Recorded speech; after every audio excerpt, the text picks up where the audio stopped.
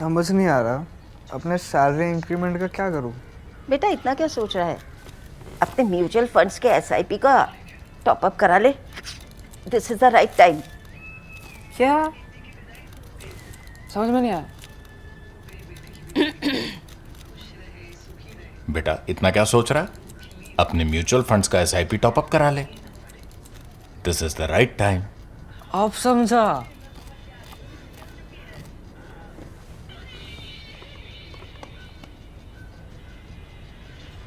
Mutual fund investments are subject to market risks. Read all scheme-related documents carefully. I've been telling you that I want to do an episode of Lebanon, a fascinating country. And I started doing that. The problem is, the more you read up, the more you learn, the more you realize how little you know, how ignorant you are. So while I was reading up on this, I must confess to you, and that's a loaded term right now. I must confess to you that I had never figured out that there was a political system called confessionalism. When I said I must confess to you, that's the reason I said it's a loaded term. So what is confessionalism? And why do we read about confessionalism? When we try and understand the little country called Lebanon. Lebanon is a tiny country. Lebanon is a country about 10,400 square kilometers, which is almost exactly to the last decimal point, nearly to the size of our Tripura state, and has at this point has just over 50 lakh people, very talented people with very high social indicators, but a really wrecked economy. Lebanon has followed a system called the confessional system. I will try and explain to you. It's not as if everybody is lining up to make a confession about something, but confessionalism is something that comes out of the Turkish Ottoman tradition. In the Turkish Ottoman tradition, where nationalism was not so well developed as yet, nationalism was not so well developed, even ethnicity was not so well developed, but religion was. Sectarianism comes before everything else. So a concept developed that people were linked together by similar religious beliefs. So you can be, for example, you can be a Muslim, but then you can have several variants there. But if there is sufficient similarity or sufficient uniformity among those faiths or those beliefs, then you could be ranked together, you could be grouped together, because you were then considered to be the people of the same confessional community. These confessional communities then made a unit. So in a way, this is a de jure, this is a legal way of mixing religion and politics. Now this is exactly contrary, say, to the constitution of most modern countries, which say don't mix religion with politics. So India is now stated to be a secular country. Many other countries may not call themselves secular, but most democratic countries, modern democratic countries, follow the policy of keeping religion out of politics. Whereas a confessional system or a confessional constitution, as is the case in Lebanon, by law and by constitution mixes religion with politics. That is what makes Lebanon stand apart from many of the other democracies. In fact, it must be one of the rare ones that we have seen, probably the only one, definitely the only one that I have seen and examined so far. I know that in 2003, in Iraq at one point, some similar system was set up between various sects and communities to bring about some kind of power sharing and stability at that point. But later, a more proper democracy came, and then majorities and the rest happened. But Lebanon in 1943, when the French mandate ended, the French got a mandate for Lebanon in 1923, after the First World War, when the Ottoman Empire was divided. A lot of the problems that we see in the Middle East right now came up after the Ottoman Empire declined. Now that is not to say that when Ottoman Empire was there was perfect peace and harmony and happiness, because many of these regions were colonized, they were part of the Ottoman Empire, right? And no colonial power is a nice guy, right? You're a colony, you're a colony. So 1923, many of these Middle Eastern regions, as as the allies of that war won the war, they carved up this region amongst themselves. So the authority or the power they got over the regions, that was called mandate. So the French got the mandate over Lebanon. 1943, the French mandate ended and Lebanon came up as a more distinct country. Now this was a very diverse country. This was a country which had a dominant Christian population but not majority. The larger numbers were still Muslims, but Christians were dominant, and among Muslims also there were Shias and Sunnis. I will in a couple of minutes give you the current population division because that's very important. But the fact is that 1943, when they were trying to create this new nationalism and this new nation, they decided that to keep it together, they will follow the system of confessionalism. What that means is that each community in this case will have power according to their own numbers. This gets very complicated as we go ahead. Now this division was cut very fine. What this division said was that Christians, most of the Christians, the largest section of Christians in Lebanon are Maronite Christians. About 52% of all Christians in Lebanon are Maronite Christians. About 30%, 32% of Lebanon's population is now Christian, might have been more in 1943 because Muslim numbers have gone up since. That's a different story. But of the 32% or so Christians, more than 52% are Maronite Christians. Who are the Maronite Christians? I don't know that much about orders in Christianity, but all I can tell you is, and the detail there is out of my syllabus, all I can tell you is that Maronite Christians are a branch of Catholics. They follow the Syriac tradition and use the Syriac language above Latin. Also, the tradition they come from, the Syriac tradition, has similarities with, say, Syrian Christians with our Kerala. Although, mind you, our Syrian Christians in Kerala do their service in Malayalam. Now, these Maronite Christians, although they are Catholics, they are also different from traditional Catholics or our traditional understanding of Catholics. Let me not even say traditional Catholics because I don't know who's traditional and who's not. But I'm only talking of our understanding. For Maronites, for example, their priests can marry and their monks and nuns live in the same place. They can live in the same place co-ed. So there are differences. So Maronite Christians were given the pride of place in the system whereby they would always have the president. They would always have the president. The Sunnis, the Sunni Muslims will have the prime minister, and powers were divided between the president and the prime minister. So Maronite Christians, the president, Sunnis, the prime minister, then what will the Shias get? So Shias got the speaker of the house, and what about the other orders, right? Then deputy prime minister and deputy speaker were both given to Eastern Orthodox Christians. So that was the system that Lebanon began with, and that's the system which principally still exists also, although there have been changes which I will tell you. Now, what does it sound like? And I know that at this point when I say this, this will sound very, very provocative, if not risque. Which is that, doesn't it sound like the demand that we've seen lately in India, jiski jitni abadi, uska utna haq, right?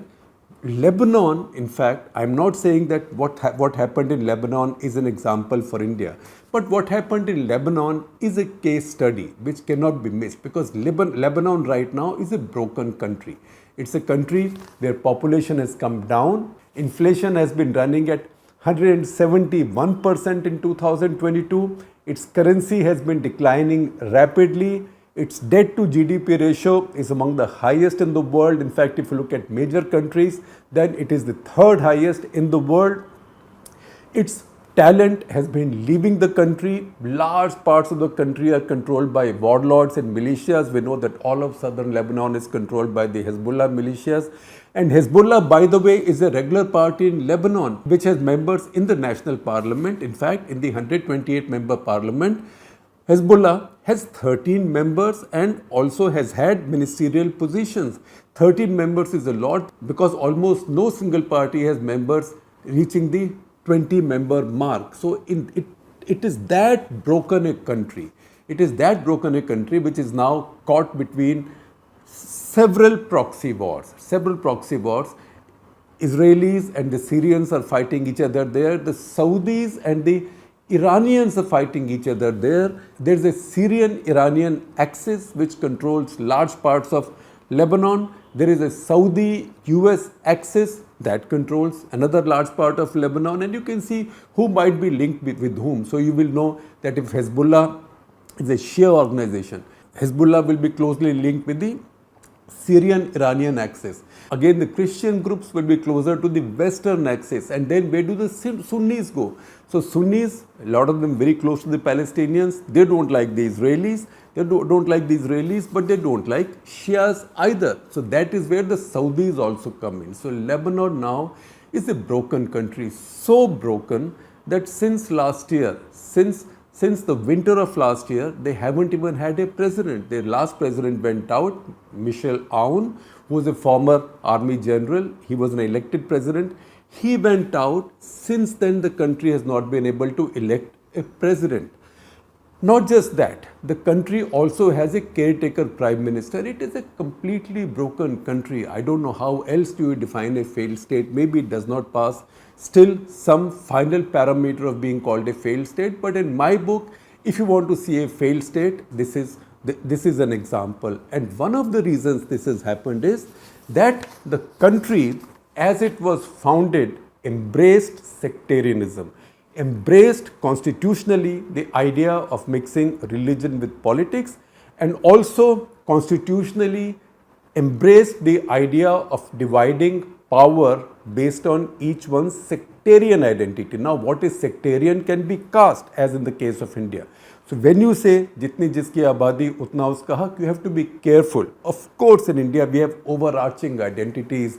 There is Hinduism, there is Islam, there is Sikhism, there is Christianity. These are overarching religious identities. Also, Indian nationalism is much better developed than, say, Lebanon at any point of time. Also, in Lebanon in 1943 also, this was an effort at creating a nation by dividing up power. In India already that issue is settled. There is a strong Indian nationalism. So we don't have to overinterpret the Lebanese situation and become paranoid. But there is an example that we must look at because this cascaded down. I told you the positions of President, Prime Minister, Speaker of the House, Deputy Prime Minister, Deputy Speaker, these were all divided on sectarian basis. Not just that. After that, even seats in parliament were divided. Now, you might say they were divided according to the population, but it wasn't that clear. It wasn't that clear simply because Christians were the dominant population. So they punched above their weight in the distribution of powers otherwise, in distribution of spoil. So almost everything, government jobs, government positions, everything was divided on the same basis. Jitni jiski abadi, utna uska hak. Now you see how this is divided. If you see Christians are about 32% right now. Again, they are divided among many different kinds of Christians. I will tell you that. 21% of the overall population are Maronites. I told you they are more than half of all Christian population. So one in 5 of all Lebanese is a Maronite Christian. 8% are Greek Orthodox. 5% are Melkite, 1% Protestant, and another 6% are non-native to Lebanon Christians. If you add them all up, it comes to about 30%. Now, these numbers can be very dodgy because these numbers have been changing. Over the decades, we've seen the flight of a lot of talent from Lebanon and flight of a lot of the Christian community from Lebanon.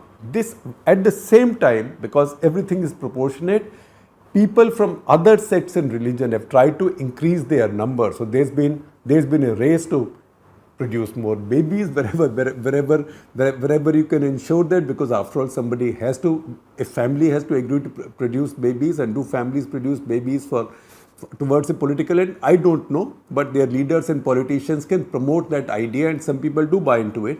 But also there are soft borders, there are soft unprotected borders. So Shias can bring in more Shias from the Syrian side. Sunnis can bring in more Sunnis from the Israeli side or the Palestinian side. So that's how demographic balance has also been changing for a long time. If you look at the Muslims, so Muslims, the overall Muslim population can be anything between say 60% to 67% depending on how you count. And I will explain to you in a minute why I said how you count. So overall Muslims, let's say about 31% are Sunni and about 31% are Shia. That's why there is division between them also. One gets the Prime Minister, one gets the Speaker, right? And then similarly there is a division in Parliament also. I will come to that. Then among the Shias, there is also a 6% group of Alawites. Now Alawites also is a sect of Shias. We explained to you that they are a small group, but that group is represented in this region by the ruling dynasty or by the ruling dictatorial dynasty of Syria. So Assads are Alawites. So 6% are Alawites. So this is the Muslims. I said give or take 5%. So you can say 62 or 67. That's because there is also a 5% population of the Druze community. Now who are the Druze? The Druze by and large define themselves as monotheistic people. And over time, because they were always a minority, if they were in a Christian village, they followed the Christian method of praying. If they were in a Muslim village, they followed the Muslim method of praying. Over time, however, they are increasingly counted as Muslims, although among devout Muslims and among conservative Muslims, they are victimized because they are seen like Ismailis, like a sect, because they don't follow all of the principles of traditional Islam. So that's 5%. You can count them as Muslims, you may not count them as Muslims. That's why I said the Muslim numbers are give or take 5%. Now how does it work? How does it work in national parliament? So this division, the first division of the spoils or of the power base in Lebanon came up after what was called the National Pact in 1943 that established the modern state of Lebanon. Now that carried on. By mid-1950s, trouble had already started because Britain and France had already started playing games. There was conflict over Suez Canal. Lebanese leadership did not condemn it, and because it did not condemn it, a lot of the Muslim groups got upset, and after that, in stages, civil war started. So between I would say mid-60s, between mid-1960s to 1975, there was instability. From 1975 to 1990, a proper 15-year civil war took place in Lebanon. When that civil war ended, in that civil war, everybody participated. Everybody means the big powers got involved, particularly the US, Iran got involved, Saudi Arabia got involved, Israel got involved. It was within that period, in fact, that in 1982, Israel also carried out an invasion of Lebanon because they were so hassled by what was happening in southern Lebanon with Hezbollah.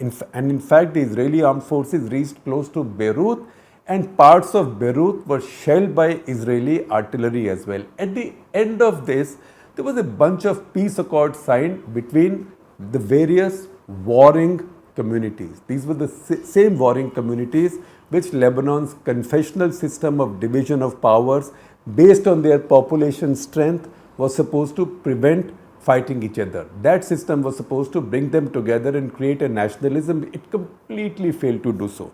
So these agreements were called Taif agreements. Taif is a place, as we know, in Saudi Arabia. That's where these agreements were signed.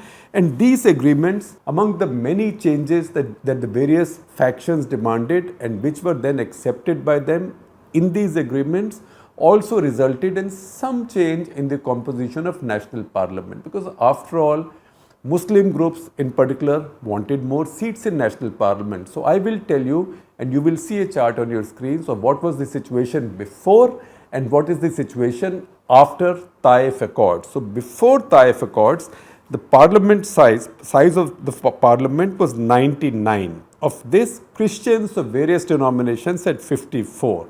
So Christians had a clear majority also, although they are not majority population. That is how this was ordained or decided in 1943.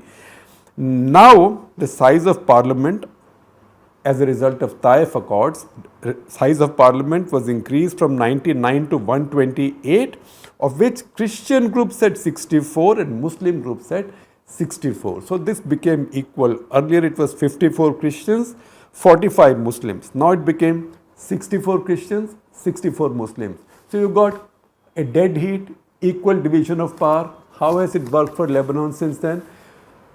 For long periods, Lebanon hasn't had a government. At this point, Lebanon effectively does not have a government, does not have a president. Prime minister is a caretaker. For several years in the middle, Lebanon has missed an election.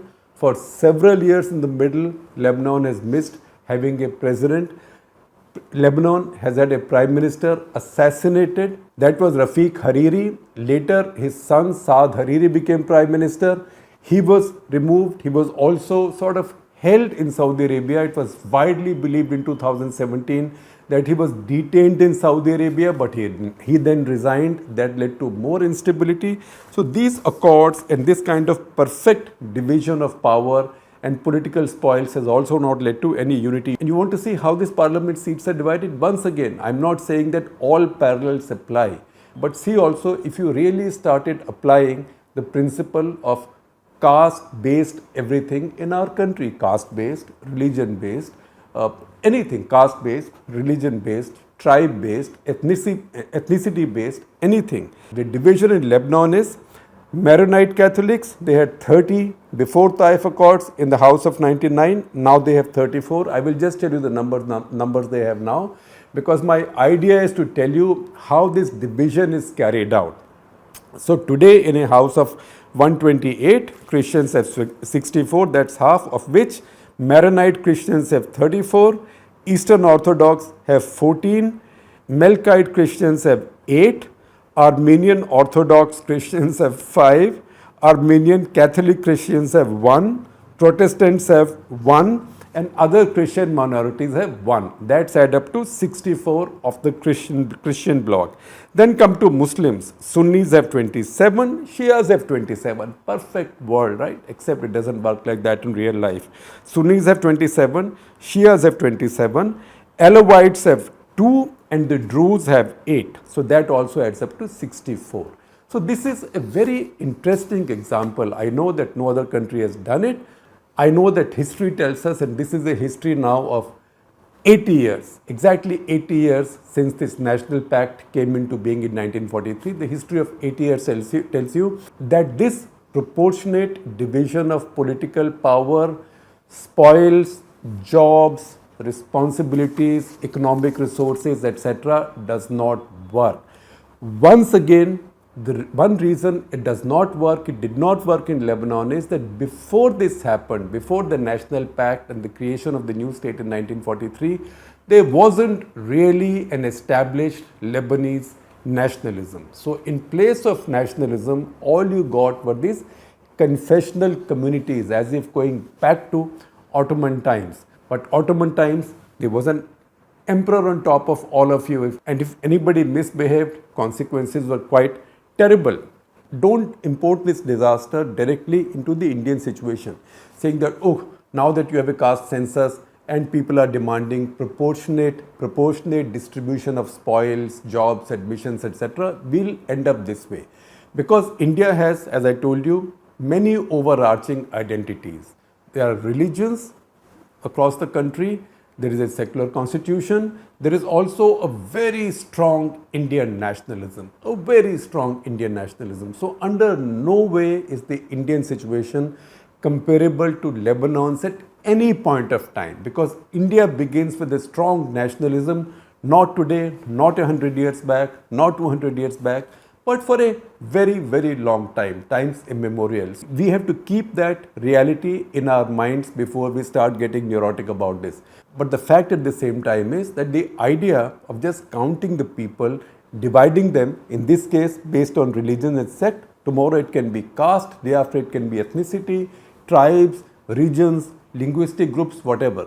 The idea of dividing people like that and distributing spoils accordingly, according to their numbers, and I know it's a tricky thing to say these days, this takes away competition among people from various communities, because that's how merit emerges. So it's not to say people of a certain caste have more merit and certain caste have less merit, no, but people of all castes and all ethnicities, all religions, all linguistic groups must compete fairly. At the same time, do you need to know who's who if there are deep injustices running in your society, yes, you need to know who's who, and you need to know who's been left behind and who suffered discrimination and who needs now a fairer share of the national spoils or opportunities. So we have to look at this with a great deal of wisdom and patience. At the same time, there is no harm drawing some lessons from an unfortunate but a highly talented, beautifully located state called Lebanon.